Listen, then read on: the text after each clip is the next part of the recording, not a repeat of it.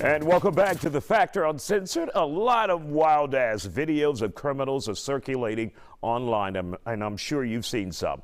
At least once a week, it's easy to spot those videos of stores being targeted.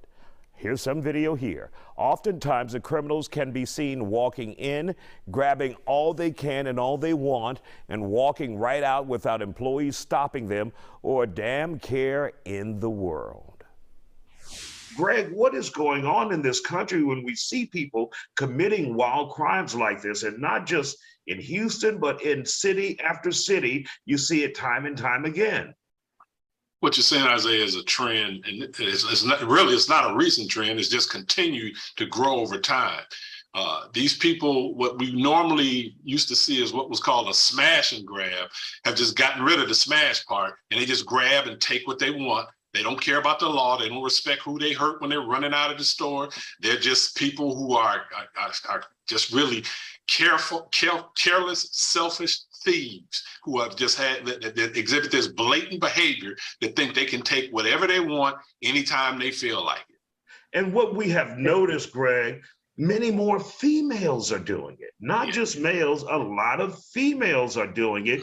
They're going into makeup stores, hair and beauty supply stores, taking what they want and calmly, in some instances, walking out. Well, they think just because, you know, they won't seem out of place in a hair care store or a store like Ulta where they sell makeup. So that gives them a slight advantage and gives them a little more time to steal what they want.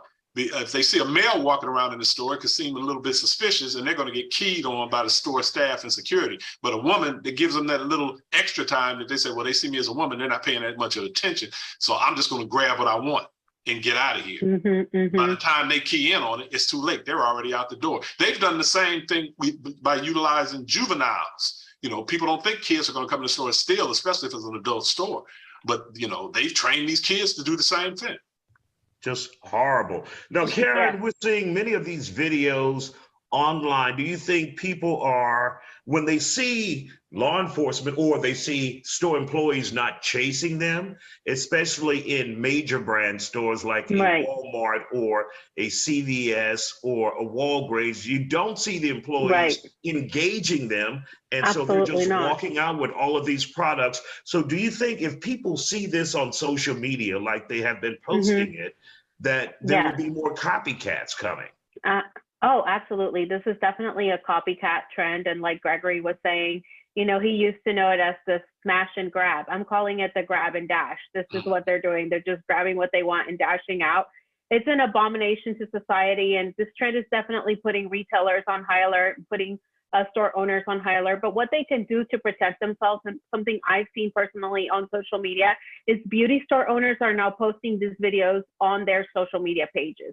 And so now they're saying, if you're going to come and do this at my store, here it is. I'm going to post the footage of you in my store stealing, and even putting a close-up of their page, just exposing this person, because we know that, you know, high-end stores, they can't rely on their staff to chase after the suspects, because that's not protocol in a small store. But I mean, in a big box store, but in a small locally owned business, what they can do is definitely post and expose these thieves that are an abomination to society. Can you even embarrass people like this, Greg? I don't think that you can, because they've sunken to the point that they don't care what people think about them. They actually, in a lot of instances, they think it's funny. They think and they wear it as a badge of honor. Look at what I got away with. And they'll post it on social media themselves. And they're even pulling out in high-end vehicles doing this. They're not pulling out in hoopties. They're driving off in Benzes, you know, after just hitting up a store. And do many stores, guys, have a policy now of not engaging individuals like this when they come in and steal, especially when there's a gang of them? Absolutely. Big box stores just have this in their protocol, safety protocols. It's not safe to go after, you know, someone stealing, and it puts their employees at risk. That's why Ulta and Sephora are easy targets for this type of crime. But I think the small business owner is going to want to protect their store. And so they're going as far as posting videos of the crooks and their photos on social media. And that's what it takes. You know, the criminals, we talked about this before, they're continuing to evolve and come up with new ways, innovative ways to commit crimes. And like store owners and business owners, they need to do the same thing.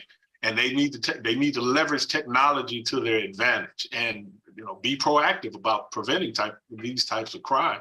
You know, vehicles are outside waiting for these people to jump in. You should be prepared for that. You should be prepared to go after the vehicles in the parking lot, at least get the license plate. Yeah. All right. Karen, Greg, thank you for joining us here on The Factor Uncensored to talk about this disturbing trend we're seeing all around the country. Thank you, guys.